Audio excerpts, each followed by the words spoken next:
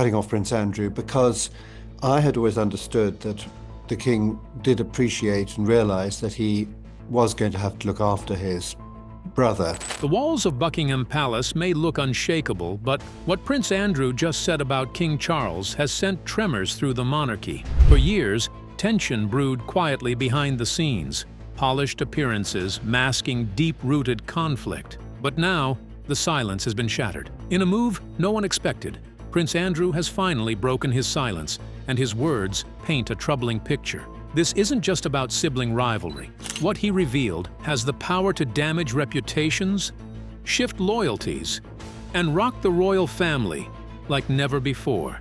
The scandal that shook the House of York. What began as whispers in the early 2010s quickly escalated into a full-blown crisis that threatened to dismantle Prince Andrew's reputation and cast a dark cloud over the House of York. His long-standing friendship with convicted Jeffrey Epstein was once dismissed as a distant social connection, but by 2019, the situation could no longer be contained. A now infamous photograph showing Prince Andrew with Virginia Giuffre, one of Epstein's most vocal accusers, ignited global outrage. Although Andrew has consistently denied any misconduct, claiming he had no recollection of ever meeting her, the public wasn't convinced. That photo, frozen in time, became a symbol of scandal and suspicion. Everything changed in November 2019, when Andrew sat down for a highly anticipated interview with BBC's Newsnight. It was meant to clear the air, but instead,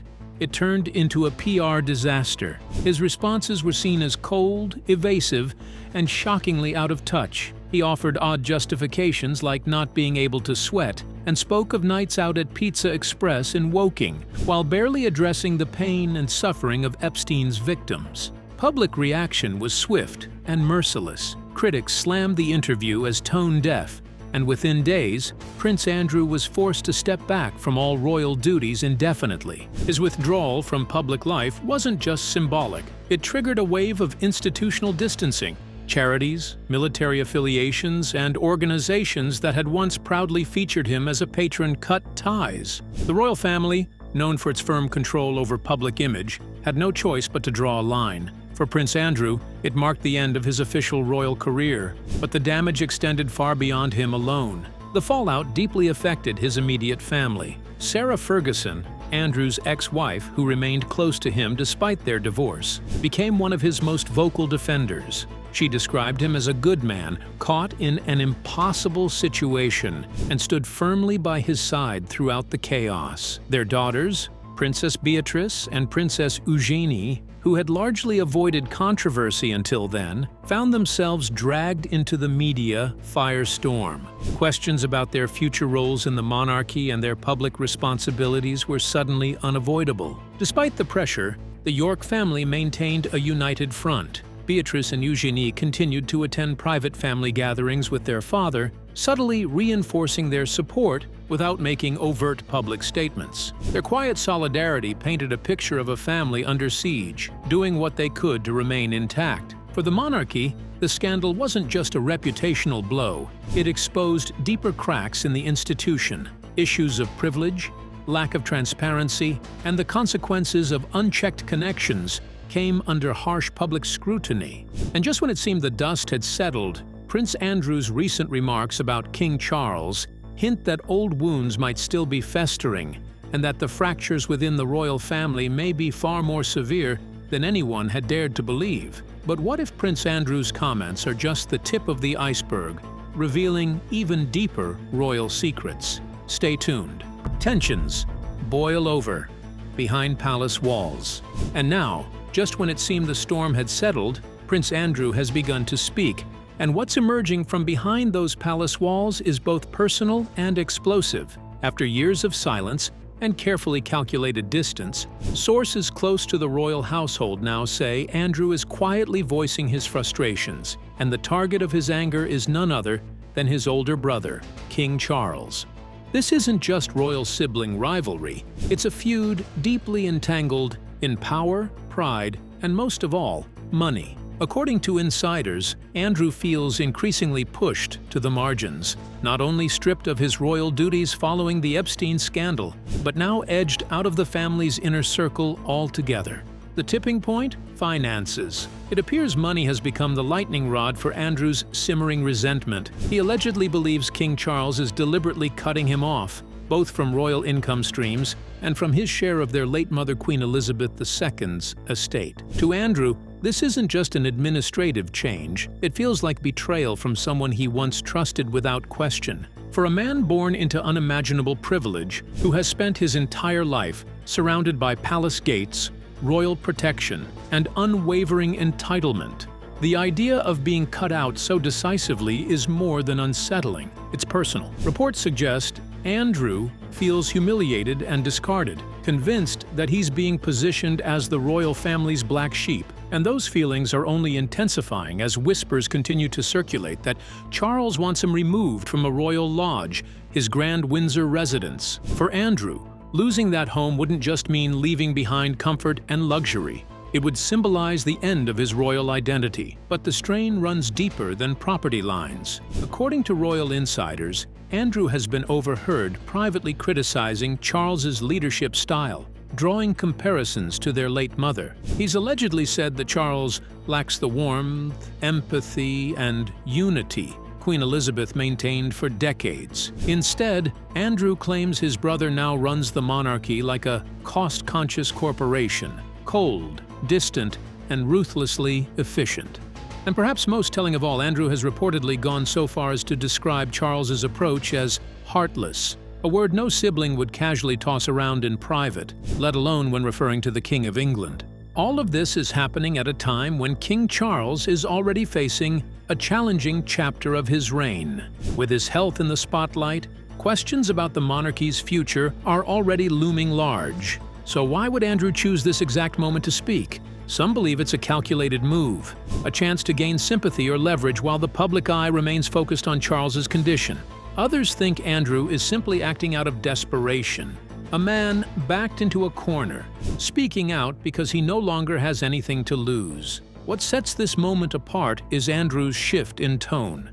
Since his infamous 2019 BBC interview, back in 1999, and I'd known her since she was at university in the UK. He's remained mostly silent, retreating from public life. But now, the quiet has turned into bitter rumblings, marked by frustration and fear. To Andrew, this isn't just about being left off the guest list or cut from a budget, it's about survival. It's about trying to hold on to some scrap of dignity in a royal world where loyalty is political and status can vanish overnight. A royal home, a royal war. And now, as the tension between brothers grows heavier by the day, the real battlefield has come into focus.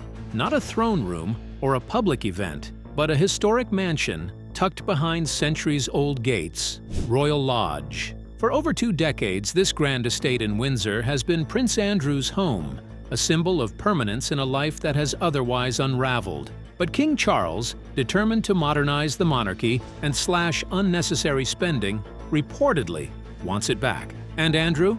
He's not budging. To the outside world, it may seem like a squabble over bricks and mortar, but Royal Lodge is so much more than a house. It's a statement.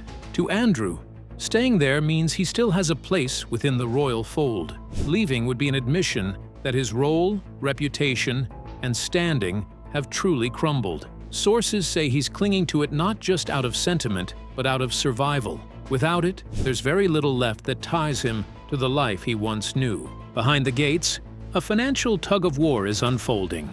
Insiders claim King Charles has tightened the purse strings and dramatically reduced Andrew's annual allowance. Once a lifeline that helped keep Royal Lodge running, maintenance alone reportedly costs millions each year.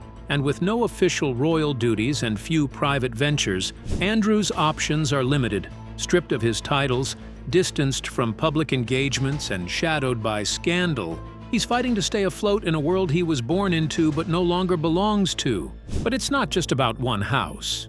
The inheritance left by Queen Elizabeth II has become a source of quiet resentment. Before her passing in September 2022, there was an expectation among her children that her private fortune would be distributed fairly. Instead, sources suggest that King Charles has assumed control of most of it, citing the need to protect the monarchy's future. This decision has reportedly left Andrew feeling not only excluded, but targeted. It's as if, in his eyes, Charles isn't just reshaping the monarchy, he's erasing Andrew's place in it. Balmoral Castle in Scotland and the beloved Sandringham estate in Norfolk are also at the center of this growing dispute. These were privately owned by the Queen, not part of the Crown estate. You see, it's much smaller, isn't it? I mean, it was the same height. Meaning, she had the freedom to bequeath them as she wished. Yet, as ownership lines blur and control shifts, there's growing confusion, and Andrew, once favored by his mother, seems to have ended up empty-handed. For a man raised amid palaces and protocol, Andrew is now grappling with the unthinkable, the loss of everything that once defined him. Without titles, without income, and possibly soon without a home, his sense of security has been shaken to the core. Friends say he feels betrayed, not just by the institution, but by his own brother. They describe him as increasingly isolated, cornered, and deeply unsettled by the speed at which everything he took for granted is slipping away. And while the palace maintains a public silence, the whispers continue. Whispers that Andrew believes Charles is using his position not to protect the family, but to reshape it in his own image, even if that means cutting off those who fall out of line. But what if Andrew's next move is more dangerous than anyone could imagine? Stay glued to your screen. The crown under pressure. Just when King Charles thought he could settle into his reign, his brother Prince Andrew had thrust him back into a storm of royal drama. Charles, already facing his own personal battles, dealing with cancer, and trying to safeguard his reputation, now finds himself dragged into the murky waters of family conflict, precisely when he least needed it. His efforts to steer the monarchy towards a more modern and cost-efficient model have been overshadowed by Andrew's defiance and accusations, shaking the foundation of what should be a more stable royal future. Andrew's refusal to leave the royal lodge, a home he's known for years, is more than just a disagreement over property. It symbolizes his deteriorating position within the royal family. Reports suggest that Andrew feels not only sidelined but actively pushed out by his brother. His complaints have ignited tensions over the inheritance left by their late mother, Queen Elizabeth II. The vast royal estates, including Balmoral and Sandringham, were privately owned by the Queen. And now that she's gone, there's confusion over who inherits them. And while Charles has positioned himself as the rightful heir, Andrew's discontent is evident. He believes that Charles is keeping more than his fair share. For Charles, this public family feud could not have come at a worse time. In addition to battling health issues, he is under pressure to reshape the monarchy, reducing costs and focusing on a future-oriented agenda.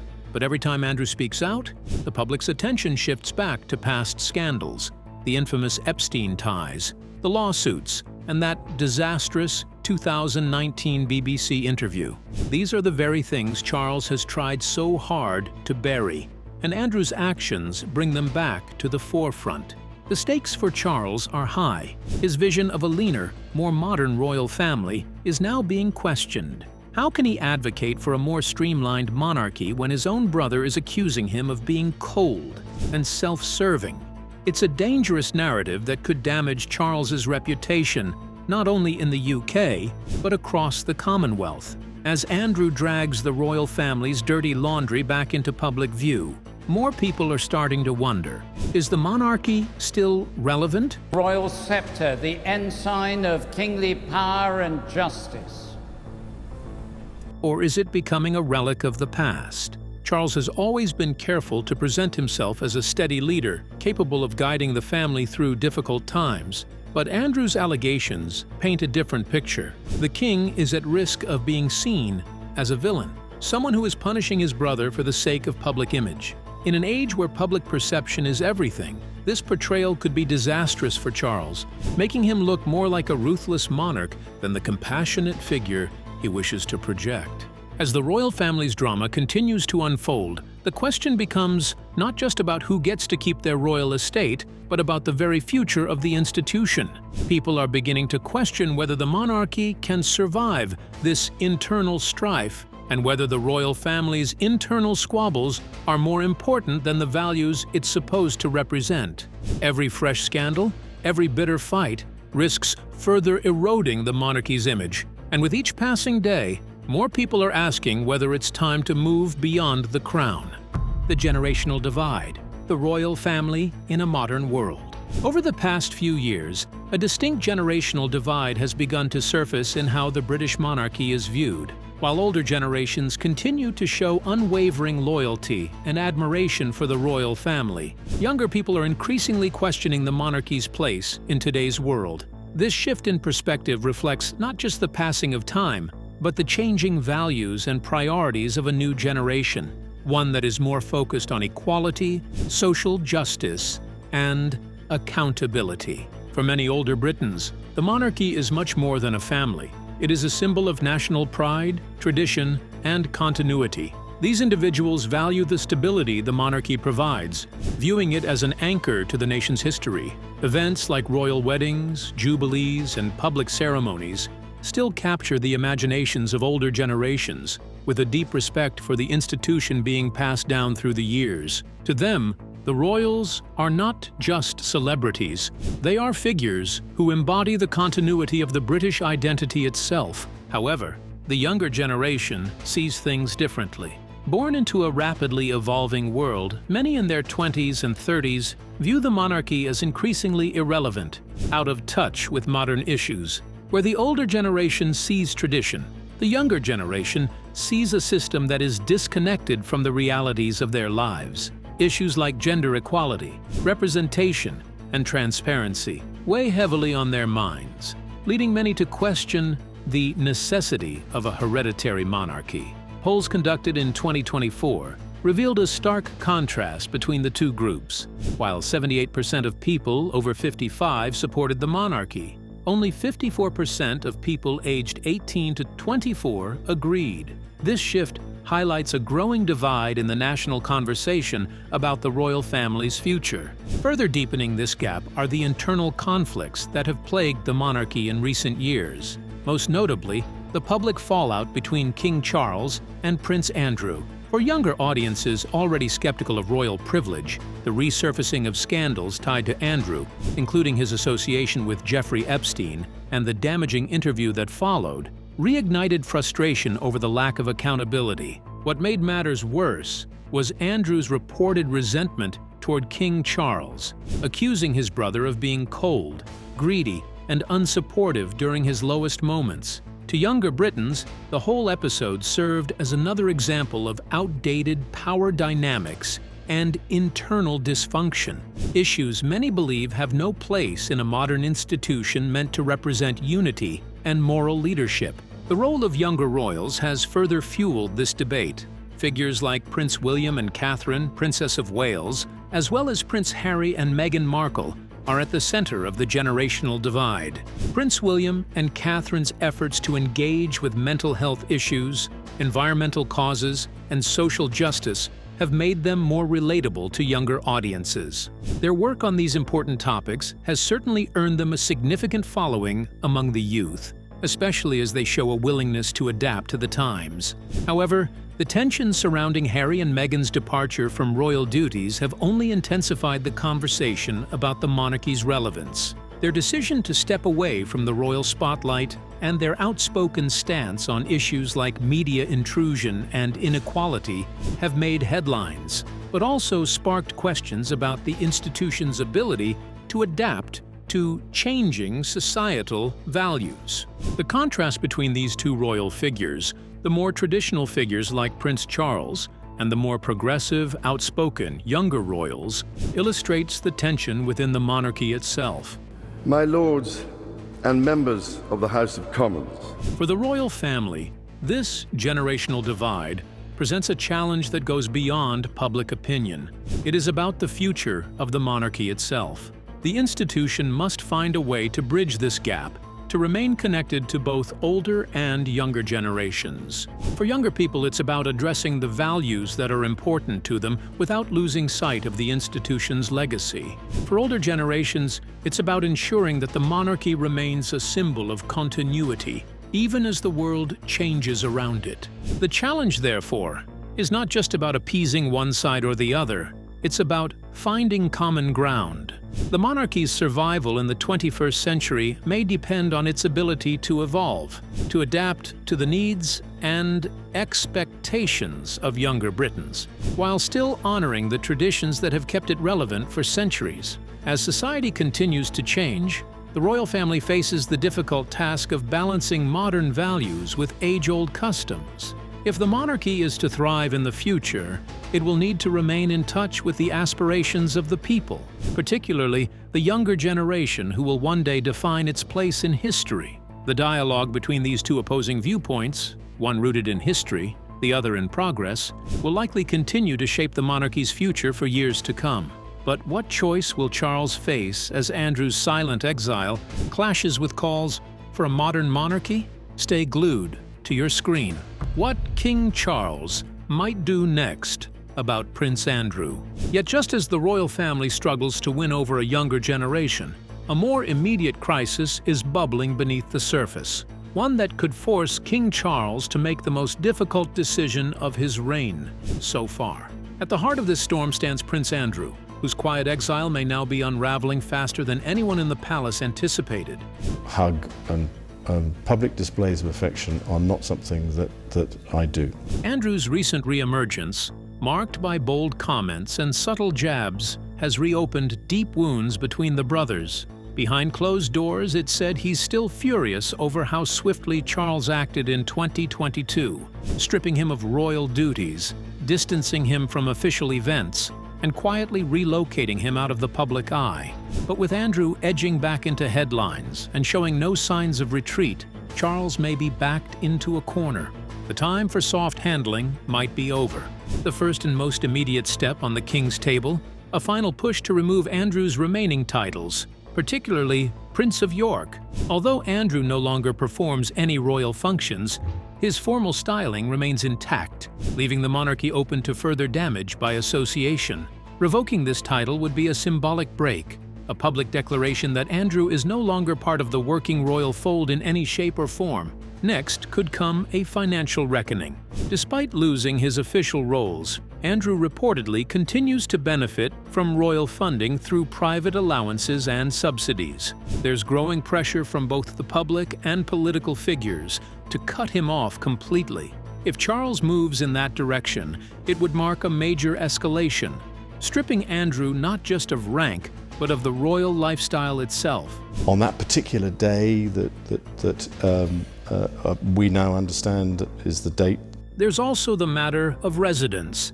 Andrew still occupies the Royal Lodge, a sprawling Windsor estate he's called home for decades. But palace aides have hinted that Charles wants him out.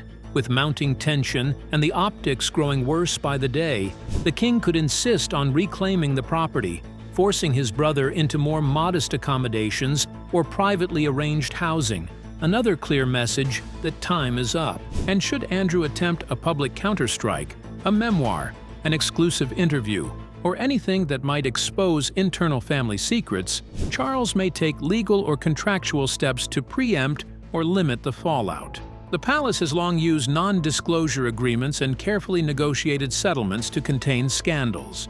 If whispers of a tell-all grow louder, expect a swift legal response to silence it before it begins. We could put that back. Even just hedgerow trees and hedges, they will capture a lot of carbon. Plus avenues. Ultimately, Charles faces a painful but necessary crossroads. Continue to hope Andrew stays quiet, or take definitive, visible action to protect the crown from further chaos. Either way, the king must act, because if Andrew chooses to speak louder, Charles won't just be dealing with a disgraced sibling, he'll be confronting a threat to the very legacy he's trying to preserve. But what do you think? Will King Charles finally cut ties with Prince Andrew? Or is a royal rebellion quietly unfolding before our eyes? We'd like to hear your thoughts. Don't forget to like, comment, and subscribe.